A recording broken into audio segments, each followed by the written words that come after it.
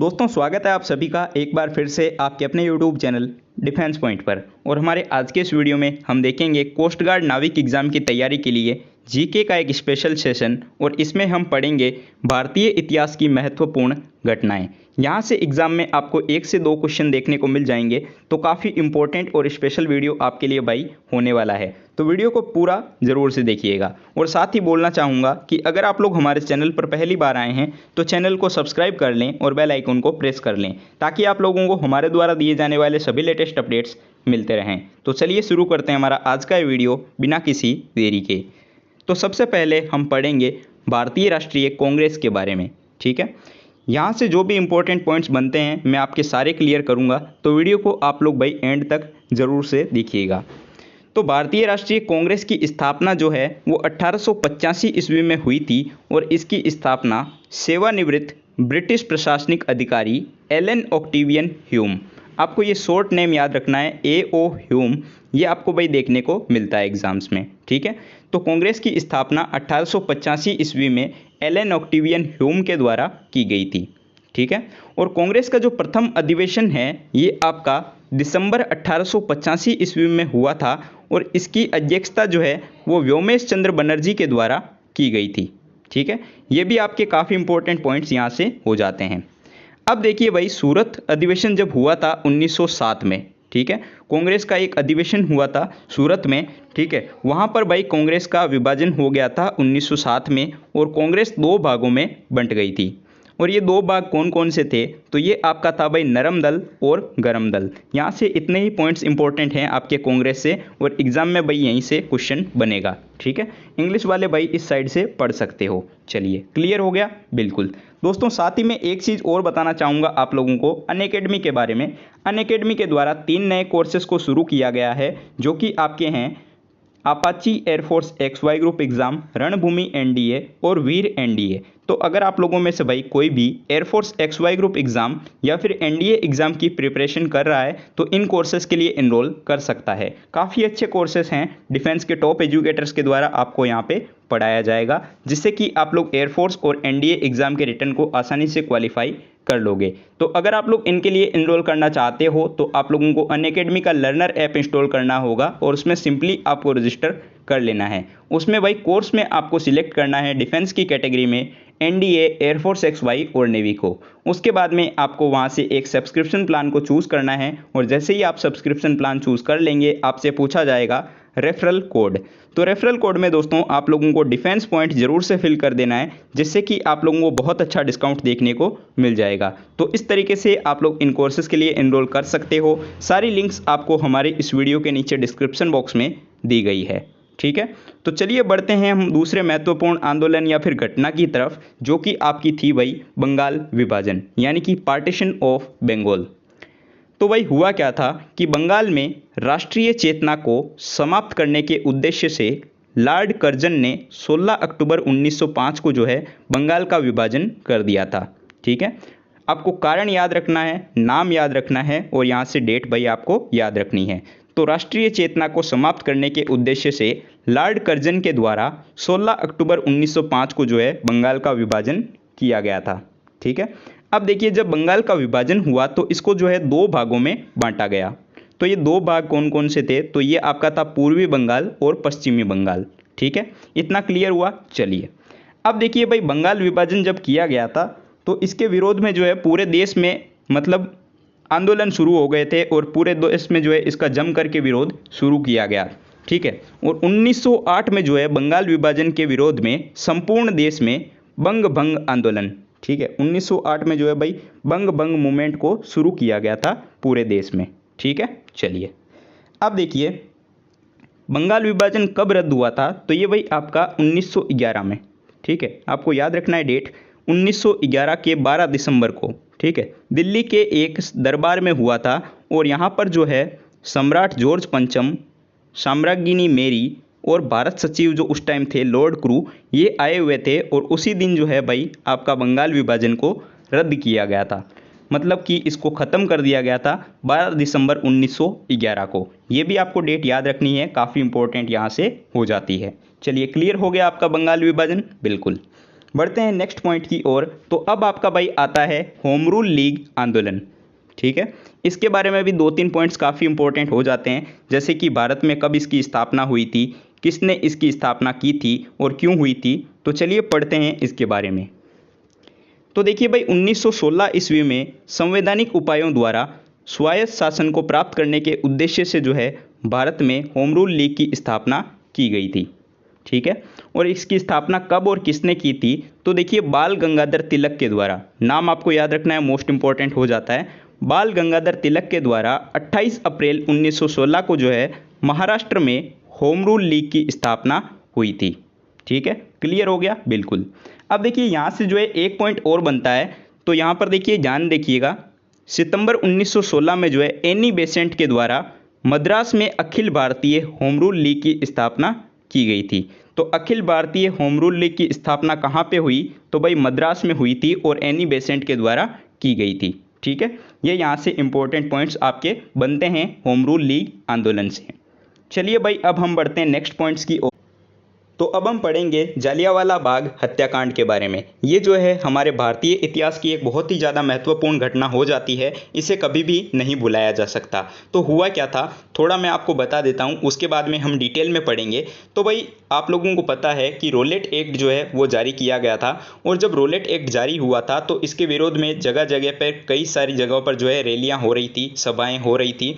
तो भाई पंजाब के अमृतसर में भी जो है जालियांवाला बाग में वहाँ पर एक नॉर्मल सी सभा हो रही थी, और वहाँ पर जो है जो जनरल डायर था उसने अपने पुलिस अधिकारियों को भेज करके उस सभा में जितने भी लोग थे उनके ऊपर क्या किया था कि गोलियां चलवा दी थी। ठीक है, जिसमें 400-500 से भी ज़्यादा लोग मारे गए थे, 2-3 हज़ार लोग से भी ज़्यादा जो है लोग घायल हो गए थे। ठीक है, तो इस प्रकार कुछ वहाँ पर हुआ था। तो चलिए अब इसके बारे में हम थोड़ा सा डिटेल में पढ़ते हैं, जो कि आपके एग्जाम पॉइंट ऑफ व्यू से भी काफ़ी इंपॉर्टेंट हो जाता है। तो देखिए जालियांवाला बाग हत्याकांड जो है वो भारत के पंजाब प्रांत के अमृतसर के स्वर्ण मंदिर के निकट भाई जालियांवाला बाग में 13 अप्रैल 1919 को हुआ था। डेट आपको याद रखनी है 13 अप्रैल 1919, और उस दिन भाई आपका बैसाखी का दिन था। हम सभी लोगों को पता है कि पंजाब में जो बैसाखी है वो काफ़ी ज़्यादा हर्ष और उल्लास के साथ में मनाई जाती है। तो उसी दिन ये घटना भाई घटित हुई थी। ठीक है, तो क्या हुआ था देखिए, रोलेट एक्ट का विरोध में वहाँ पर जो है एक सभा चल रही थी, और उस सभा में जो है जनरल डायर नामक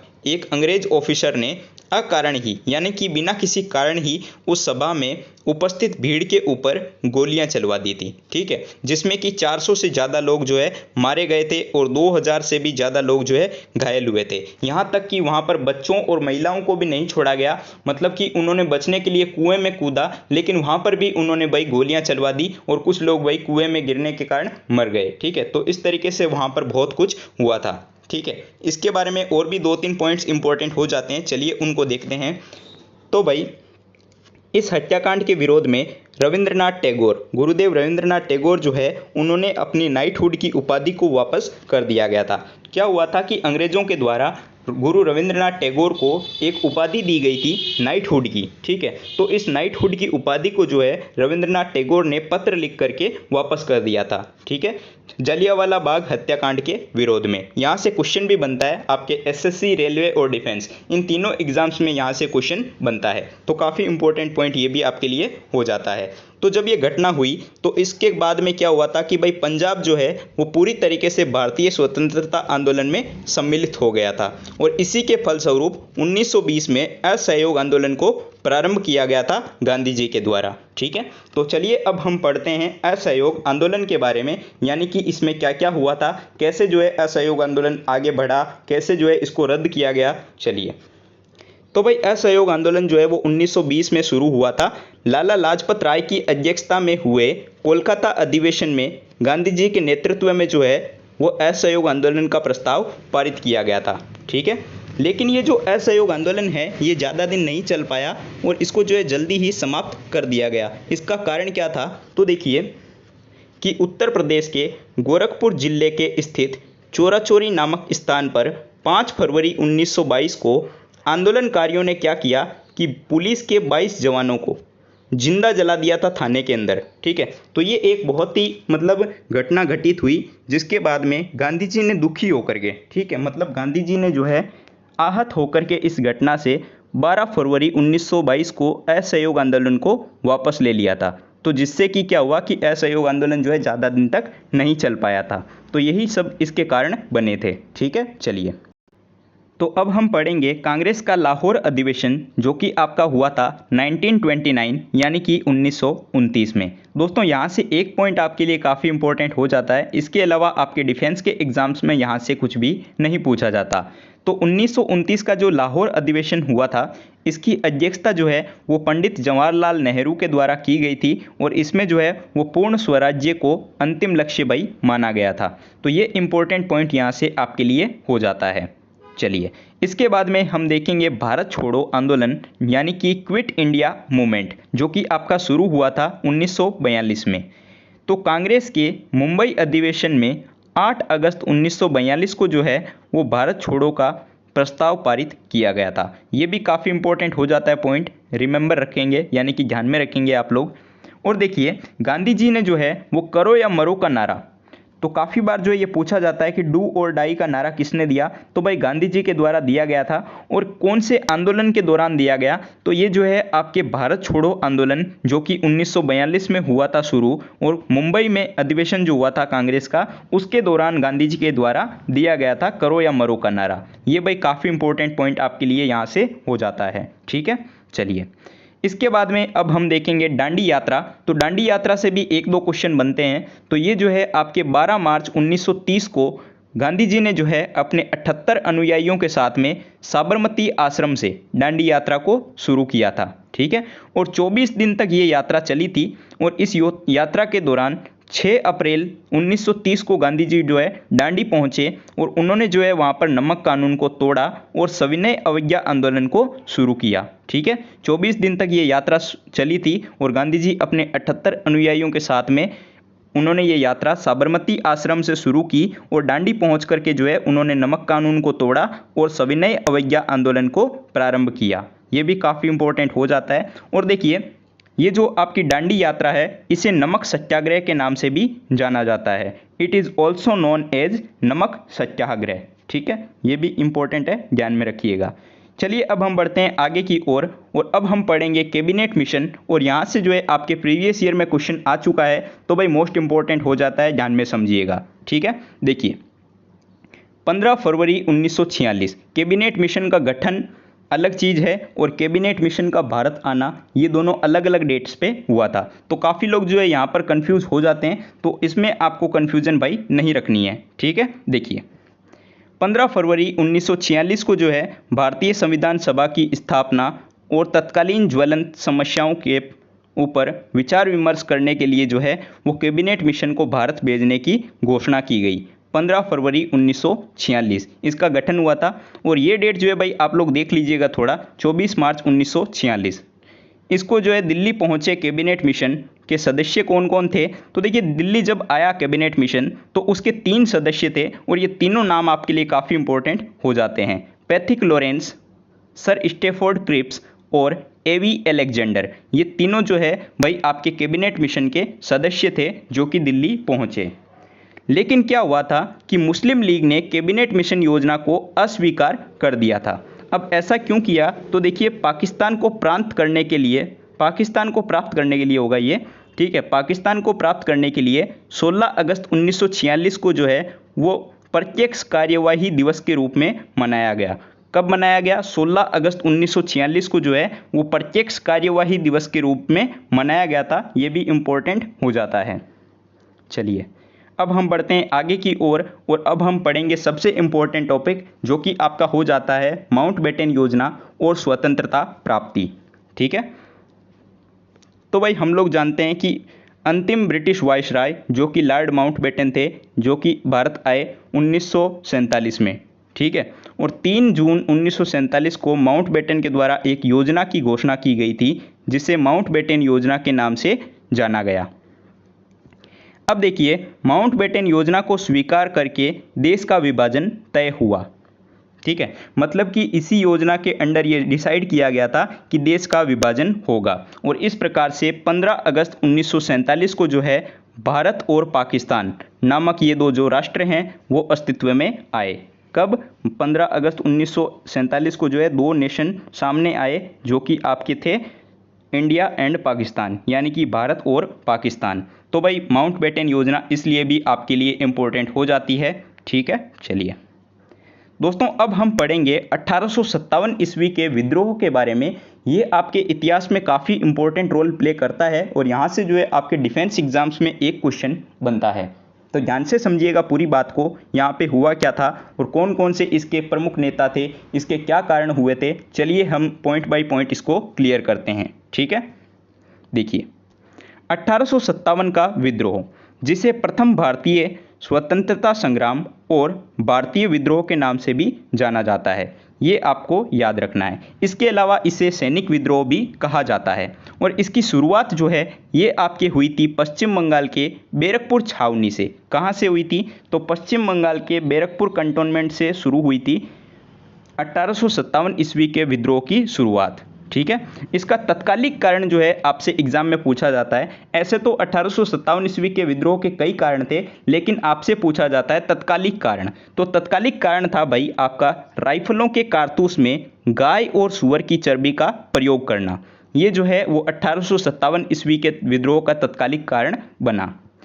तो भाई 1857 को नई राइफलों के प्रयोग के विरुद्ध में मंगल पांडे, नाम आपको पता है, बहुत बार सुन रखा है, बिल्कुल। तो भाई मंगल पांडे ने जो है पहली बार आवाज़ उठाई और अपने वरिष्ठ अधिकारियों के ऊपर हमला कर दिया और उन्होंने मना कर दिया कि हम जो है भाई इन राइफलों का प्रयोग नहीं करेंगे। ठीक है, क्योंकि इससे जो है भाई हमारा धर्म भ्रष्ट होता है और हम लोग जो है गाय और सूअर की चर्बी का प्रयोग वर्जित मानते हैं। ठीक है, तो इसको लेकर के भाई ये विद्रोह शुरू हुआ और इसी को जो है भाई सैनिक विद्रोह कहा जाता है। ठीक है, चलिए अब देखिए विद्रोह का परिणाम क्या क्या हुआ इसका। तो 1857 ईस्वी के विद्रोह के ऐसे तो कई सारे परिणाम हुए, लेकिन कुछ महत्वपूर्ण हैं यानी कि कुछ इंपॉर्टेंट हैं, वो हम देखते हैं। तो भाई कंपनी शासन का अंत, यानी कि जब 1857 का महान विद्रोह हुआ तो उसके बाद में जो है भाई भारत में ईस्ट इंडिया कंपनी का शासन बंद हो गया और उसके बाद में जो है क्या हुआ कि ब्रिटिश राज का प्रत्यक्ष शासन, यानी कि अब जो है कंपनी की जिम्मेदारी छीन ली गई और भारत की जो शासन की जिम्मेदारी है वो ब्रिटिश राज ने पूरी अपने हाथों में ले ली थी। तो ये कारण बने थे 1800 मतलब कि परिणाम हुए थे आपके 1857 के विद्रोह के। ठीक है, चलिए उस समय भारत का वायसराय कौन था ये भी पूछा जाता है। तो आप याद रखेंगे कि 1857 के विद्रोह के समय भारत का वायसराय जो है वो लॉर्ड कैनिंग था। कौन था? Lord Canning.